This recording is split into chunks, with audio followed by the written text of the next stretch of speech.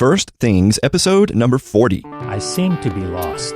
And so you're working around the clock so you don't take time for yourself to feel like an actual human being. I used to feel like no matter how hard I worked, I was just spinning my wheels. Trying to be perfect, we try to have everything in place at one point in time, and you can't. Well, hello, my friends, and welcome back to First Things, the podcast dedicated to practical productivity based on modern research. My name is Brandon Vaughn, and my goal is to help you apply productive solutions to your life to help you live with less stress, greater passion, and amazing results. So good to have you back with us as we are continuing our study on assertiveness. We are going through the Assertiveness workbook as our guide, deviating it from it at times to look at different issues. But this week we are being inspired by chapter 10 of that book called Giving Helpful Positive Feedback.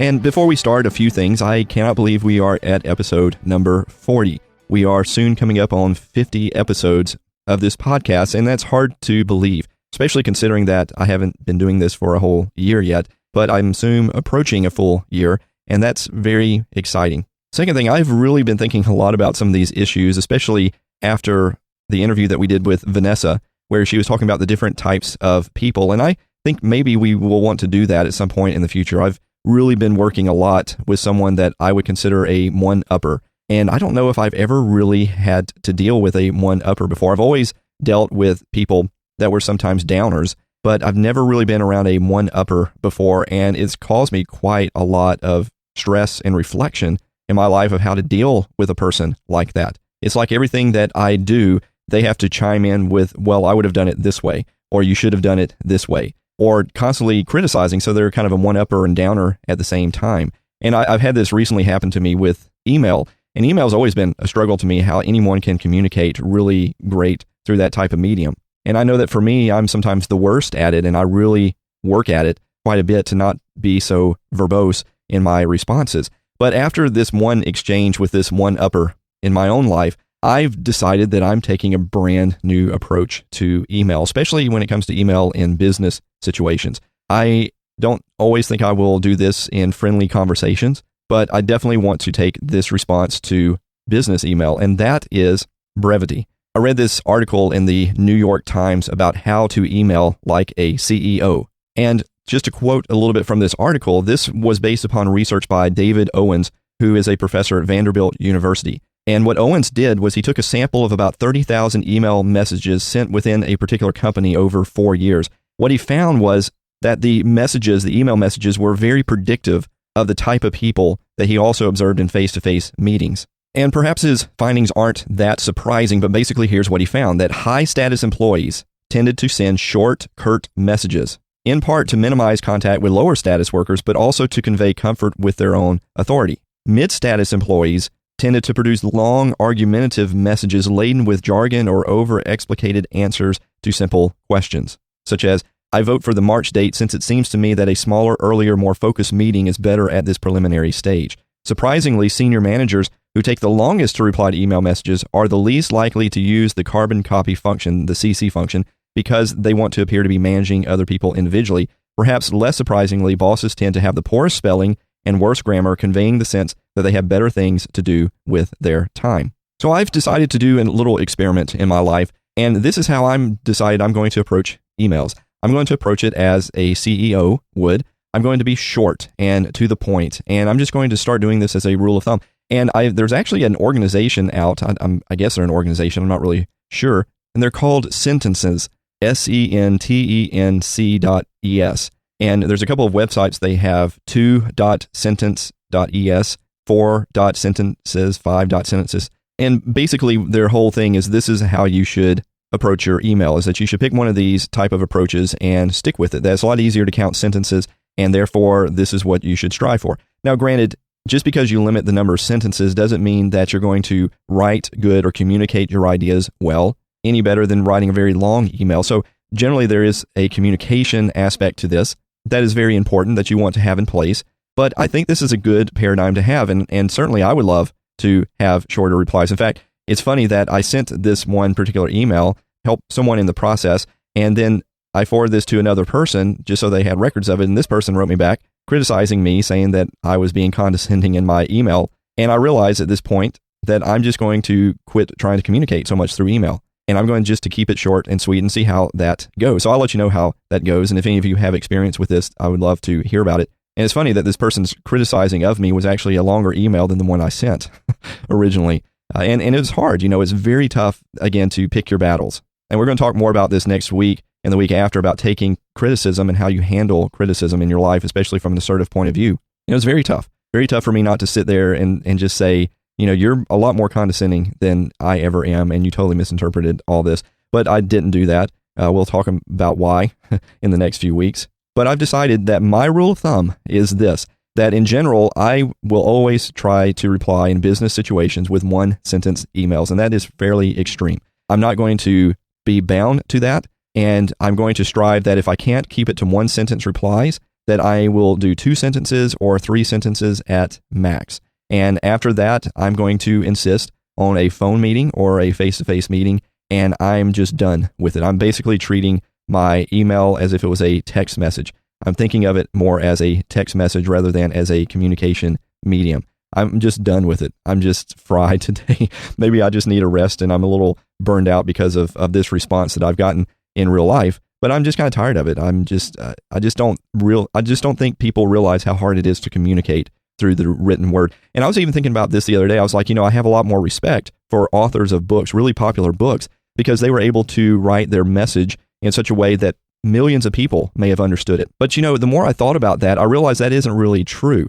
Yes, it is true that they're popular, but I bet you if we got 10 people in a room, 10 random people who read a book, a really popular book, and we went around and silently were able to have them journal what the book was about, what it meant to them, what the author was trying to say, every one of them would come up with a different thing. This is what I think the author was trying to say, or this is what spoke to me, and probably all of them would have a different meaning. So even in book form, even in the most awesome writers that we have in our generation and generations in past, I think all people still to this day interpret things differently from a written word perspective. Now, we even do that in face-to-face communication as well. So it's not just that face-to-face communication does away with that, but as we said in the body language episode, that's what's missing in the written form. You can try to put all the little funny icons and smiley faces in there, but it just doesn't convey emotions like being face-to-face with someone does. And that's why I'm kind of done with it. I'm just decided this is a new paradigm approach that I'm going to deal with in life. And I have shortened my emails in the past quite a bit, but not to the extreme that I'm talking about now. I was trying to balance between the two worlds, and now I've just decided that I'm just going to go with this. So anyway, sorry for the rant about this. If you have any thoughts, I would love to know about it. Reach out to me and let me know. If you have things that have worked for you, haven't worked for you, if you think my 1 to 3 sentence approach to replying to emails is totally crazy, I would love to know. I would love to know if you've tried it and it was an utter failure, or if you've tried it and it was a really big success, or if it sounds kind of interesting to you and you try it. And I would love to know how it works out for you. And I'll let you know in the next weeks how this works out to me, because it's just going to be my status, or not really my status, but my mode of operation of how I'm going to start processing my emails from this point forward. I am basically going to start acting like I'm the CEO of everything in terms of business. I'm the VP, I'm the president, and therefore if I want to send off a 5-phrase email, I'm going to do it. Because honestly, email's mostly a waste of time. I mean, if we're honest in businesses, email is the biggest waste and suck of our time than even meetings. And if you've been listening to my show, how negative I am toward meetings all of the time. People just love meetings all the time. I have a regular one-on-one with someone who's over me, and they insist on an hour-long weekly meeting, week after week. And usually it goes for an hour and a half. Just incredible. And I'm sitting there thinking we could have covered all of this in 10 or 15 minutes and gone back to work. So anyway, let me get on task for today. Today, we're talking about giving positive feedback. So this has been on my mind because I didn't get positive feedback in some areas this week, and so it's changed some ways in which I've approached things. But anyway, so here's what the author says at the beginning of chapter 10. He says, you might think that a person who overuses the passive style would have no great difficulty giving positive feedback. They might be giving it constantly, using a here's a compliment, don't attack me type of strategy. In fact, the reverse seems to be true. Most passive individuals not only avoid conflict, they also avoid the expression of positive feeling. They seldom give compliments, seldom express affection, seldom provide positive feedback, and of course, the aggressive and passive-aggressive styles don't typically involve getting or giving much praise either. So in other words, all of the passive-aggressive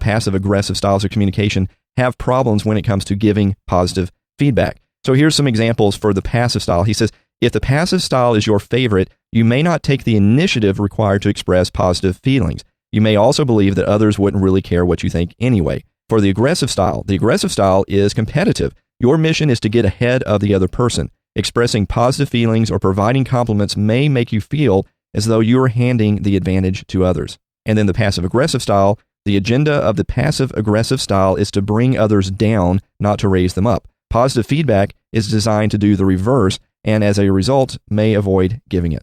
Now, as we have seen in our studies, we don't want to gravitate toward these styles. If we see some positive aspects to these styles, then we want to minimize them in some ways, because assertiveness is really the only style in which all parties are being respected. And there's no hidden agenda behind me trying to manipulate to gain control over someone, or to undercut them in some way, or to beat up on myself and take a more servant role in life like a passive style would be. So since all three of these have problem giving positive feedback, then there's some merit to look into why we should be giving positive feedback. The fact is, when you give compliments, when you give positive feedback to people, you nurture human relationships. The fact is, we've seen that these three different styles of communication, passive-aggressive, generally don't want to give compliments, generally don't want to give positive feedback. So the fact that you do this means you will stand out from a lot of people in this world who simply are just not doing this. In fact, I can look back, honestly, when I look back on all the people that I've worked with, especially people that were managers or bosses or deans of colleges or whatever, I tell you, maybe out of 40 people, maybe 1, 2 of those people were very good at doing this. Other people, it was forced, or it never happened, or they were downers and they were only focused on the negative aspect of things. These were great people, but they really sucked when it comes to these types of skills. And if you really want to flourish your human relationships with people, you are going to want to compliment them. You're going to want to give them positive feedback. Fact is, and you know this to be true, I know this to be true, people really enjoy being around those who build them up, who make them feel appreciated for what they do. Many studies have shown that rewarding people is much more effective than punishing people. When people fear punishment, fear being ridiculed, fear being put down, that is not going to produce their most creative self. When people feel valued, appreciated, they will rise more to the occasion. Now, there may be exceptions to that. If a person has a very good self-image of themselves, when they're beat down, it can actually provide more incentive to actually push harder and to achieve and kind of say, I'm going to do this and you watch. I'm going to rub your face in the fact that you thought I was nothing but a failure. I think there's merit to that, and I've actually experienced that in my own life with the way that people have treated me at times. But in general, when you're in a non-hostile situation like that, then I think rewarding is a much more effective thing than punishment. And also, positive feedback is really essential to learn something new. You don't learn something new by always focusing on the negative. Now, you do have to focus on the negative. We're going to talk about that more next week. We have to know when we miss it and when we fail in order to know success.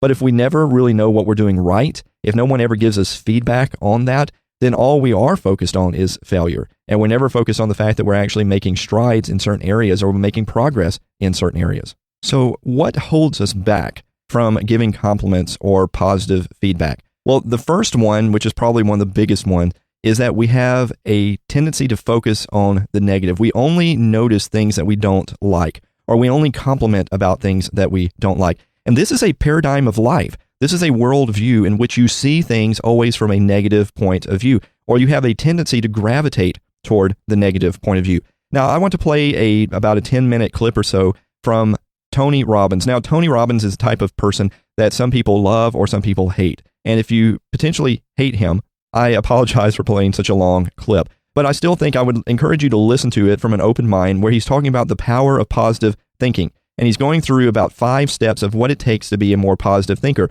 And he doesn't say in this, as you'll listen, he doesn't say that you should always be 100% positive. He actually says that there are times when being negative is actually pretty good, or that it's a beneficial thing. But he believes, I think he says in the clip, that maybe 98% of the time you should be positive and maybe 2% of the time you should be negative. And it's a very different way of looking at things. But since a paradigm of negativity is a huge reason why we don't compliment people, or we have a hard time to be more positive feedback in people, I think it would benefit us to listen to this. So let's listen to Tony Robbins talk right now about the 5 steps to the power of positive thinking. So let me give you 5 steps to really utilizing the power of positive thinking, even though I said this is about negative thinking. And then let me show you how to use negative thinking in an assignment, how to make negative thinking something that's useful for you. So step number 1, decide to develop the habit right now, the habit of focusing on what's right in your world instead of what's wrong. The habit of focusing on what you do have instead of what you don't have in a situation. And as basic as that is, and as well as you know it, you've got to make it a habit, because those habits form the chain of your ultimate character, of who you become and how you end up living your life. We've got to condition ourselves, because if we don't, we'll go back to the automatic state that most people live in today's society. The way to develop the habit is to go on a mental diet. I did this several years ago. As positive as I was going through unbelievable pain at the time. I'd had some major disappointments, some frustrations. I felt like I'd given it all. But what turned me around is one day I picked up this book called The 7-Day Mental Diet. It was a little tiny little booklet. And all the booklet really did was, for about 12 of the 14 pages, it challenged me to really see if I could really truly, for 7 days, live my life without one negative thought. And it kept saying throughout the book, now don't just say, yeah, I can do it, and don't just say, I'm going to do it. Think for a while before you commit to this. Don't actually commit unless you're really going to do it for 7 straight days, no matter what. It doesn't mean you don't have a negative thought. It just means that if you have a negative thought, you don't speak it. You set it aside. You forget about it. Or you replace it. If you say something negative, you go erase. What I really mean is this.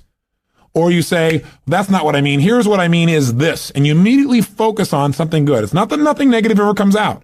It's that you immediately do not allow yourself to hold a negative feeling, a negative thought for 7 straight days, day and night, even when it gets tough, even when somebody disappoints you, even when you get frustrated, even when you give your all and it still turns up lousy. Listen, if all I did was rant and rave on this tape and you didn't listen to anything else I said, but you took on this 7-day challenge, you can't believe what it'll do to your life. Now, I got to tell you, when I first read the book, I thought, wait a second, being positive isn't going to change my life. I got to deal with the real problems around me, those real challenges that are out there. I don't want to just be positive. Somebody says, how's it going? I go, I'm doing great. And they go, why? You go, I don't know, but I just feel good. I don't want to be that way. I want to be real. I want to be on top of things. But you know what? I thought, wait a second. I can be positive about solutions. I can still notice that there's some challenges out there without being negative about it. I can look at the challenges and say, okay, here's what's good about this. Here's how we can use this. Here's how we can turn this thing around. And continue to focus on that. So I took on the challenge for 7 days, changed my life. Now, by the way, one of the keys is you have to have 7 straight days of being absolutely positive. Not one negative thought, not one negative expression that you hold on to. Got to let go of it immediately. If you do not do this, if you're 3 days into it and you do well, and then you have a bunch of negativity, you got to start over. And you know what? After you go about 4 or 5, 6 days in a row doing really well, something major negative is going to happen. How's that for some positive programming? But what it is a test to see how committed you really are. I'll tell you something. After 7 days, you feel like a different person. People around you respond to you like you're different as well. All you want to do is establish the habit of noticing what you do have instead of what you don't have. Noticing what's great about a situation versus what's not great. Focusing on solution instead of problems. That's what changes your life. Here's key number 2. Instead of judging yourself and others, decide, remember these are decisions, decide right now to become curious instead of judgmental. But remember, when you find fault in other people, when you start noticing constantly how they've wronged you, how this person is not good enough, or they're too egotistical, they're too proud, or they don't really care about people, as soon as you start judging other people, you just got to remember something. If you start judging other people, you're going to also start judging yourself intensely. If you're angry at other people, there's a very good chance you're angry at yourself as well.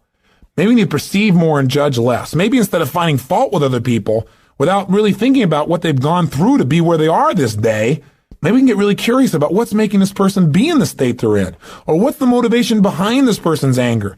For example, a lot of times we think somebody's being negative or angry or we're frustrated with them, but we never bother to find out what's really going on. I know myself, I was at a party recently and I fell prey to this. There was a woman who came to the party. Everybody behind her back was talking about how unbelievably egotistical this woman is, how negative she was. But you know what? I sat next to her at dinner time and I got a chance to really find out who she was. I got curious about her. And I began to find out about all the pain she'd been through in her life. When I realized was this woman was just barely hanging on to her life. She just needed to know that people cared, but she was so afraid of being rejected that she put out this ego because she didn't want someone to reject her, so she figured she'd reject them first. And I got a chance to really know her, and she was a wonderful person. I'll tell you something else we got to be careful of that ties in with this, of our being judgmental. Out of our fear of having heroes in our society today, we seem to try and consume them and destroy them as quick as we can. We try to find something that's wrong with our heroes because, boy, we don't want another Jim Jones. We don't want another Jim Baker. Remember, we got to judge less, perceive more. We got to get curious. Instead of living in a society where we're so afraid to believe in anything or anyone that we believe in nothing at all, and we lose our power. our power of positive thinking. We try to protect ourselves from things we maybe not even need to protect ourselves from. Or we live in a society where we try and destroy our heroes, where we take somebody like Barbara Walters, an incredible broadcaster, a woman of incredible integrity, who gets nailed by one person in a book, and it's in every newspaper across the land, how she probably stomped on people to get where she was. That's absurd. Or Martin Luther King, after he's passed on, somebody comes back and stomps all over his career and his reputation. Is that the society we want to live in? Any person who takes glee in watching another person's pain will experience plenty of pain themselves. Remember the quote, "He who is without sin, let him cast the first stone." The bottom line is, if you go looking for brown, you're going to find it anywhere you look for it, in others or yourself. Free yourself from the disease of making others wrong, and you'll free yourself from the disease of making yourself wrong. You have a lot more energy to create solution instead of problems. It's part of the power of positive thinking instead of falling for the destructive power of negative thinking. If you want to get curious, just ask yourself, what do I like about this person? Wonder what's going on with this person that would make them feel this way. How could I help this person? As you ask these kinds of questions, you may learn something about how human beings operate, about their motivations, maybe even some things about how to support yourself as you try to support others. Remember, get curious instead of judgmental. Here's key number 3. If you really want to develop the power of positive thinking as a habit, as a lifestyle, as a strategy for success, then decide right now to find something to appreciate from any seemingly negative person or situation. And develop the habit of giving compliments. See, if you really want to have some more positive feelings in your life, you got to keep focusing on what's right. You got to get curious. And most importantly, you got to find something to appreciate even in the tough times. Because in reality, as we've talked about so often before, the toughest times in your life sometimes provide you with the real resources to change your life. So what we've got to do is find something to appreciate. Not someday when things work out. We got to appreciate where we are right now. And this is something I talked to my daughter Jolie about today. Because she's in an experience today where I thought, well, gosh, she's not being very positive. And I'm going to talk about positive thinking. Because she came in to see me and she's feeling really sad. She's feeling really down, feeling really frustrated. And you know what her problem is? Her problem is she tried out and won the right to be amongst 3 girls who dance in the electric light parade at Disneyland. And that was about 3 or 4 months ago. She's been going there after school every day, driving from San Diego up to Anaheim, burning herself into the ground, getting up and going to school to be a straight A student still and trying to visit with her family and her boyfriend. And she found herself maxing out. Now think about her problem. Her problem is that she gets to be at Disneyland and fulfill a childhood fantasy. Her problem is that she loves her family and wants to be with them as well. Her problem is she loves to be at school and really do that. Her problem is she has so much abundance that she has to figure out how to get it all in one day and she can't do it. And she's physically burning out. That's her problem. And you know what? She says, gosh, I want to be home. I want to be with you guys and all these things. I don't want to miss out on all this great time we have together. I want to be with you guys. I said, but honey, look what you're doing. She goes, yeah, I don't want to miss out on Disneyland either. I don't want to miss out on my career and what I'm doing and what's going on. What's the problem? The problem is she's finding out what's negative in both situations. She's focusing on what she doesn't have instead of what she does have. Now, I could be negative about that and say, gosh, be more positive. But you know what? In reality, I realized being negative in this situation may not be bad. What do I mean? I don't mean being negative. I mean being intelligent. I mean being critical in your thinking. Seeing what you don't have is sometimes useful too. This is what I promised you in terms of the power of negative thinking. Here's how negative thinking can be useful. I sat down with her and I said, honey, let's look at the advantages and disadvantages of both. Let's not just be positive. Let's look at it. The whole thing is positive. Let's know that no matter what you choose, you've won. You have what most people dream about. But for a moment, let's be a little bit critical. What do you love about Disneyland? What's great about it? What is it giving you? And let's ask the question that maybe we don't ask very times when we're just being purely positive. What isn't it giving you? What are you afraid about? What are you missing by being there? What's great about being at home more? What's great about those things? What's not great about that? Be honest. If you were there, what might happen that's not good? What might you miss out on? And you know what? By getting her to use both positive and negative thinking, or to be more accurate, positive thinking and some critical thinking, looking at what isn't there for the moment, what she is missing out on, and allowing that pain to motivate her, she was able to clarify what's most important in her life and what's the best way to do that. And she came up with a plan that totally empowered her. After a couple hours of conversation and fun, she looks better than she has in about 6 months because she's finally resolved what's most important. And sometimes just being positive and keeping a stiff upper lip isn't enough. Sometimes you got to stop and say, I am positive. I'm going to approach this from a positive way. I'm going to stay in a positive state. But I'm going to ask some questions some people may think of as negative, which is what isn't working? Because if you're not willing to look at what isn't working, you can get yourself in trouble. So when I say number 3 is develop the habit of noticing something you can appreciate out of the situation, even something that seems to be negative. What I mean by that is find out what's working, but also appreciate what isn't working. Appreciate it enough that maybe it creates enough pain for you to want to make a change. Hey, being purely positive all the time is not the ultimate solution. Being purely positive 98% of the time to me is the solution. Remember our steps. Number 1, you're going to focus on how it really is. And that's what we did today. Jolie and I sat down and said, let's see how it really is. And let's not just be positive. Let's stop for a second. How is it really? What's good? What isn't good? What's great? What isn't great in this context? Everything is great, but comparatively, what's great? What's not in both situations? Now, how do you really want it? And she decided how she wanted it. Now, what are we going to do to make that happen? And she began to take actions that have changed her life. Probably will affect the direction of her life, maybe even her career. And she feels joyous and excited because she went through the steps. That's the balance between positive and negative thinking. But one thing you got to remember, you're going to spend most of your time being positive. Once you see how it is, that's it. Decide what you want and make it happen. Don't keep going back and saying, oh yeah, but it's not working. See, balance doesn't mean you spend 50% of your time positive and 50% of your time negative.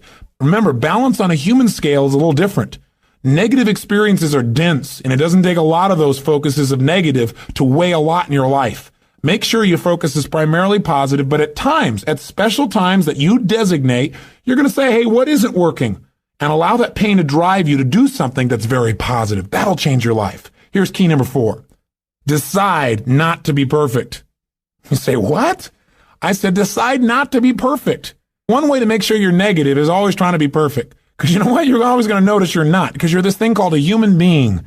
When I talk to my daughter, Jolie, and this girl works so hard to be perfect. Everybody seems to love her. She's a straight A student. She wants to be the very best at school. She wants to be the very best at home. She wants to be the very best at Disney. She wants to be the best at everything. And I'm trying to be the best constantly. In the past, she always noticed what wasn't perfect, and that created pain. So you can't do that. You're going to screw up. You're going to be negative. Things are going to happen where you don't follow through on what you know. You're going to make poor decisions. You're going to say things you shouldn't say, do things you shouldn't do, mess up like you shouldn't mess up. But you know what? When that happens, instead of being negative and beating yourself up and saying, boy, here's another example of me sabotaging myself, decide what you do want. And say, you know, I'm not perfect, but I am good. And what makes me good and what makes me great and what can make me excellent is as soon as I notice I'm not on track, I correct it and I get better. Your goal each day is to get better, not to be perfect. And that's all anyone can ask of you. If every day you really try and contribute more, be more, and do more than you were slightly the day before, that's all anybody can ask. And if you know you're going to screw up and you don't make it a catastrophe, it's easier to bounce right back up. See, the only way you fail is if you quit. But if you learn something and you expand from it and you make some new decisions that enhance your life and the people you care about, then there is no failure. Don't try to be perfect because you'll never succeed. And here's the final one, key number 5. Decide to develop the habit of using the F word, faith. Make sure that you're in the position of utilizing the tool that really positive thinking is about. Positive thinking, I've said it over and over again, really is just the power to believe. And as you believe, so is it done unto you. As you believe, so it's created. You need to make certain that you create that certainty inside yourself. And you know what? You and I both know there are going to be times when it looks grim. And the only power you really have is that power to have faith. To step forth and say, I'm going to put myself on the line. I'm going to have the courage to overcome my fears and to take action, even though it may not work out. Even though I may put out my love and it may not be reciprocated, I'm still going to put myself on the line. Because if I don't, that's the only way I can fail. See, without faith, nothing exists. And remember one more thing. No matter how bad it seems, this too will pass. That you've made it this far. You've been through tough times. Times you didn't think you could pull it off. And you've made it. If you've made it through all the challenges of your past and your life still works, you still seem to be somewhat happy, you're still standing, as they say, then gosh darn it, you're successful. And you can make it through this too. It's the thing that'll pull you through. Faith is still the power. It's your ultimate power. So it's a good idea as we learn to shift our focus to more of a positive thing, to become more aware of things that you really do like, and to acknowledge that with people, to recognize that, to mention it to other people, and be different. Be the one person out of thousands of people in this world where you actually notice the positive, where you actually acknowledge the positive. I think I would want to be a person like that. How about you? The second thing that he mentions that holds us back is we set up such stinking high standards for things. And we have an expectation from people. We have an idea of what the standard is. And quite frankly, it is so high that no one ever reaches even the bottom part of that standard. We have unrealistic expectations. And therefore, if they don't knock it out of the park, then we don't even want to acknowledge it. We don't even notice it many times because our standard is way too far. And this isn't meant as a condescending thing, but many times I think it would help to see other people that we interact as more like children. And I'm not saying that we should treat them like a child or we should treat them inferior in any way, but if we treat them more like what we would expect from a child in terms of performance, then we can find more areas to praise people in. So the fact that they get up to bat, if we use a baseball example, and they don't knock a home run out, the fact that they can just pick up the bat and hold it right, well, I would compliment a child more than I would compliment an adult. If I saw a child do that, I would say, look at you, man, that's great. Look at how you're holding that thing. Because I don't have this expectation that they're going to be like an adult professional baseball player. Whereas a professional baseball player, I'm not even going to compliment that they're holding the bat. Why would I compliment something like that I think is trivial? But many times I really do this. When I'm talking to someone, I don't know if you guys have ever seen The Waterboy. And I won't bore you by playing you a clip from The Waterboy because you probably have to see it more than hear it. But in this, he envisions people. He actually sees them as different kind of characters, like a baby or something like that, and learning how to communicate with them. And I do this to people. Again, it's not a condescending thing. But if I'm talking to someone and I'm wanting to look for a positive, I start envisioning what it would be like if they were a child. And I think, wow, look, you did this. This is such a good thing. And I can actually start finding compliments for them. Sometimes we just don't know what to say. It's something rare in our lives, very rare that we see people who give positive feedback. And therefore, it seems kind of awkward. It seems unnatural. We don't have models for that. And that's quite okay. I mean, this is something you have to practice doing. It's something that you have to build new habits that you may not have a history of seeing. So you can't learn from tradition or the fact of what other people have done in your life. I imagine that there are a few people in your life who have paid you compliments or given you positive feedback, and you can use that as a springboard, but it is very rare. It's something that doesn't happen very often. So you're going to probably be establishing a very new standard in your brains in order how to do this type of stuff. As we said with aggressiveness, sometimes we have this fear of losing and we're in competition with other people. And we just got to get past that we're not in competition with other people. We can't fear losing, and giving a compliment or positive feedback doesn't mean that you lose to a person or doesn't mean that you give them some kind of advantage in your life. And one way that we could fear losing is by widening the gap. This may be actually a little bit more for our passive style of communicators, in that we have such a low self-esteem, we feel so inferior to other people that we fear that giving compliments might actually push them further away from us, maybe widen the gap between us, and I don't want them to be too far above me or over me, and therefore I don't want to give them compliments all the time. Or that I fear of not counting, that if I praise someone, that I will fade into the distance. Especially because if you start doing this, you're not guaranteed that people are going to give you positive comments or positive feedback. So you could actually fear that you're elevating other people and basically turning around and making yourself not count. But we have to be honest about this. The fact is, as we heard Tony Robbins say, and as I said at the beginning, I don't want to have a negative outlook on life. I think it's too detrimental. I don't think it's productive, and it doesn't feel good. If I'm honest, when I'm positive about life, which takes a lot more work, I feel better, I have more creativity, more passion, and this is the way I want to live. Now, I said something that I don't know if you picked up on just now. I think it's a lot harder and more work to be positive in life than it is to be negative. I think that if we just go on autopilot in life, there is a tendency for most of us to gravitate toward negativity. Our world can be very negative sometimes.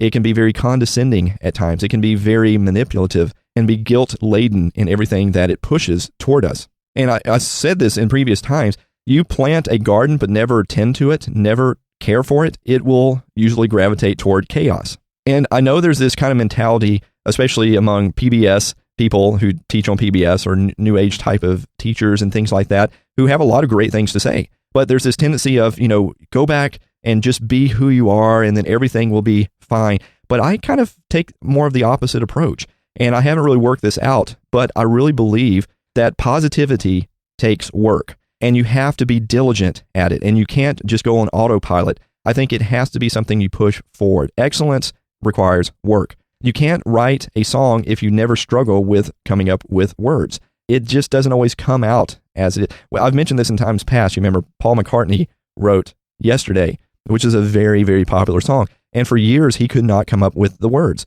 In fact, his words were scrambled eggs. Oh, my baby, how I love your legs. That was not an automatic thing. There are those mysterious things in life where things come about without a lot of energy and effort, and they're magical, it seems like, and we think that that's how things always are. But that isn't the way things always are. And many, many things in life require work. You can't just eat anything you want and never exercise if you want to be in shape. No, it takes a lot of discipline to eat in a good way, to exercise on more than one day a week. It takes effort. It takes some planning. It takes some diligence. And I really feel like with positivity, it's the same way. That if we just think it's going to happen, or we feel like we just relax and just let it be, it doesn't work like that. And therefore, you have to be diligent. If you want to be more positive in your life, you've got to focus on it in some aspect. So here are some recommendations that the author gives in terms of how you can put this into practice. Well, the first one, and I know it's probably been rolling around in some of your minds since we've been talking about this, is to refrain from the false compliment whenever possible. So what we're not at all implying is that you just compliment somebody and lie about it at the same time just to be positive. Okay, we're not saying that. We're not saying to lie. We're not saying to give some false compliment. And we really should refrain from that. We should compliment people or give positive feedback about things that are really genuine. See, the problem is, again, that we don't see life as more of a child, where we see the wonder of it and the adventure of it, where we marvel at a butterfly and at a raindrop or the wind. I mean, how many times have you really sat outside and pondered the wind and how amazing it is to feel this thing that you can't see, that you don't know where it comes from, how it's made, anything like that, and you feel it against your skin? I mean, how amazing is that? And there's opportunities every single minute of our day to marvel in something, but we have more of this adult mind instead of a childlike mind, and we miss all these things. So I don't say go out and lie and just come up and make up something to compliment something just to be positive. No, I say look at life and wonder and see things more as a child does. Find real things to compliment people on. We should avoid the backhanded compliment as well, the author says. And this is one where it's more of a passive-aggressive thing, where we compliment somebody, but then we put them down at the same time. Again, we've got to get out of the negativity role in all of this. We need to compliment behavior that has already occurred and be specific in what we're complimenting. Tell people specifically what you're complimenting them on. Don't be vague and just say, you're a nice person, but be specific. You know, hey, I wanted to tell you that it really matters to me a lot when I see how you responded to that person. And I just want to thank you for that. I mean, be specific instances, not just general. Oh, I think you're a pretty person, or I think you're a nice person, or I liked how you did that presentation. But be specific. You know, hey, when you did that presentation, I loved how you communicated with the audience by using your hands. I've been trying to do that, and I thought you did an amazing job with that. And be very specific, something that actually happens. And look every day. In fact, you know, I think this is a good way of doing life, is that you have a goal of every day to find something wonderful in life, something beautiful in life, something amazing in life, something inspiring in life, and compliment it and tell people about it. Something in your day. I can't imagine that one day should go beyond another and you not find something amazing in this life to just simply thank someone or to compliment someone. It doesn't have to be grandiose. It doesn't have to be like they invented the computer or a car or learned how to fly or anything like that. It could be very simple. I really appreciate how you did this. I really love how you do this. That really meant a lot to me. It really inspired me, and I want to thank you. Find something today and tomorrow and the next day and be inspired by it. Be pushed toward positivity. Be pushed toward your potential, toward your creativity, toward your passions, and let someone know about it. And if you can't tell people directly, let's say you're inspired by a musical artist and their songs, and it really meant a lot to you because you listened to it that day. Well, then tell somebody or put it online or go to their site and write a review for them and just let them know. But you should make a habit of every day finding something in this life to be positive about. Now, if you feel very negative, and trust me, I've been through some really, really dark times in my life where it felt like everyone was against me, where it felt it was nothing but darkness around. And it was very hard to learn this lesson, to start saying, okay, regardless of the fact that there are 10,000 negative things happening to me today, there's got to be at least one thing in today that goes good. Like, oh, I made this red light. It didn't turn on me. I was able to get to where I was going on time. Or, wow, it feels really good today. Or, this person really was nice to me today. Or, wow, this person smiled at me today, and they usually don't. There's something in my day today that is a positive thing. Now, are you looking for it? Or are you only focused on the negative aspects in your life? You need to be looking for those positive opportunities, and you need to let people know about them. Now, there's some practice sessions in the book. I'm not going to bore you with them, and quite frankly, again, another reason you should pick up the book. He gives 2 exercises in here of how you can start implementing this in your life. Step by step, kind of what you can do. Here's something you could try to put it into practice. Would definitely encourage that you pick up the book or look at the end of chapter 10. And I think it would do a lot of people good to go through some of those exercises. Now, next week, we are in chapter 11 of the book, and this is going to be about taking the valuable, receiving negative feedback. So we want to get into the negative aspect of feedback now. How can you receive negative feedback? And then how can you give corrective feedback? And so this is what I was referring to earlier about negative feedback and how do we deal with that in our lives. And trust me, I need this just as much as you do, because I don't know of anyone who really is passionate about receiving negative feedback. We never like getting negative feedback. So this is what we will get into starting next week. Well, that wraps up this episode on positive feedback, giving positive feedback in your life. I hope you've enjoyed this episode. I hope you've been inspired by some of the things that we've talked about, that maybe you will approach life a little bit differently this week, not so focused on the negative, looking for the positive in your life, and let me know how it goes. As always, I would love any feedback you have for the show, any ratings, comments. You can leave me on iTunes or on Stitcher or on different places like that. If you have any comments, you can leave that at firstthingsproductivity.com/4040. You can leave me voicemail, reach me on Twitter, Facebook, different areas like that. I've mentioned in the past, I'm working to try to get more of an email list so I can keep people informed of changes that we do to the site or new projects I'm going to be involved in, but I haven't quite implemented that yet. I want to do it right, and I don't want it to be a nuisance for anyone who actually subscribes to that type of thing as well. I don't want to spam people or anything like that. So until next time, remember this. There is magic happening all around you, but are you looking for it? Do you have your eyes opened to see the beauty in this world? Yes, there's a lot of negativity out there. There's a lot of bad things out there. People do bad things out there, but that's not the full story. There's a lot of beauty out there. Can you go out and actually see it this week? And then can you take the next step and then actually tell somebody when they've done something that is deserving of a compliment, deserving of a positive feedback, without you worrying about what it does to your own self-esteem, not worrying about trying to be in competition with other people, just seeing the beauty of life and letting that reflect itself in everything that you do and say in your week. I would encourage you to do that, and I'm going to do that this week myself. Embrace today with passion and intention, and don't die with your music still inside you.